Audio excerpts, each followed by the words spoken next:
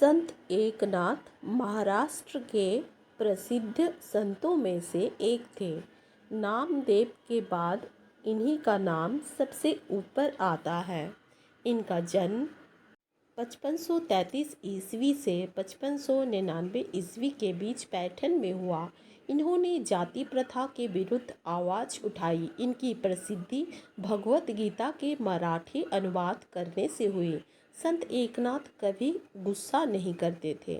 मनुष्य के साथ साथ वो जानवरों को भी प्यार करते थे। इसका उदाहरण उनके जीवन की एक घटना से मिलता है। एक बार संत एकनाथ के मन में त्रिवेणी, जहाँ गंगा, जमुना और सरस्वती का संगम होता है, जाकर स्नान करने और वहाँ से जल भरकर रामेश्वरम में चढ़ाने का विचार आया। उन्होंने अपनी यह इच्छा दूसरे संतों के समक्ष रखी, जिसे सभी ने सहर्ष स्वीकार कर लिया। सामूहिक यात्रा करते हुए सभी प्रयाग पहुँचे। प्रयाग पहुँचने के बाद सब लोगों ने त्रिवेणी में स्नान किया। त्रिवेणी में स्नान करने और भोजन ग्रहण करने के बाद सभी ने अपने अपने कांवर में त्रिवेणी का पवित्र जल भरा और रामेश्वरम की यात्रा पर चल निकले। सभी संत प्रभु का स्मरण करते हुए रामेश्वरम की ओर प्रस्थान कर रहे थे। तभी उनकी दृष्टि मार्ग पर पड़े एक गधे पर पड़ी। वह गधा प्यास से तड़प रहा था। उसकी ये हालत सभी संत खड़े होकर देख रहे थे। वे चाहते तो उस गधे को त्रिवेणी से लाया जल पिलाकर उसके प्राण बचा सकते थे, परंतु सबके मन में यह प्रश्न आ रहा था कि अगर उन्होंने वह पवित्र जल गधे को पिला दिया तो रामेश्वरम में जल चढ़ाने के पुण्य से वंचित रह जाएंगे।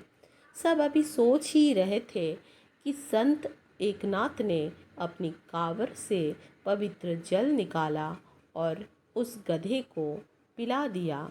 सब आश्चर्यचकित होकर संत एकनाथ और उस गधे की ओर देखने लगे। देखते ही देखते गधा उठा और वहीं पास में हरी भरी घास चरने लगा। इस पर सब संतों ने कहा कि आपने अपना जल गधे को पिला दिया, अब तो आप रामेश्वरम में जल नहीं चढ़ा पाएंगे और आप उस पुण्य से वंचित रह जाएंगे। तब संत एकनाथ ने उन्हें उत्तर दिया, प्रभु तो कण कण में निवास करते हैं, वह तो हर जीव में है। उस गधे को जल पिलाकर और उसके प्राण बचाकर मुझे वो पुण्य मिल गया जो मैं लेने जा रहा था। यह उत्तर सुनकर सभी निरुत्तर हो गए। इस तरह संत एकनाथ ने सच्चे पुण्य की परिभाषा दी।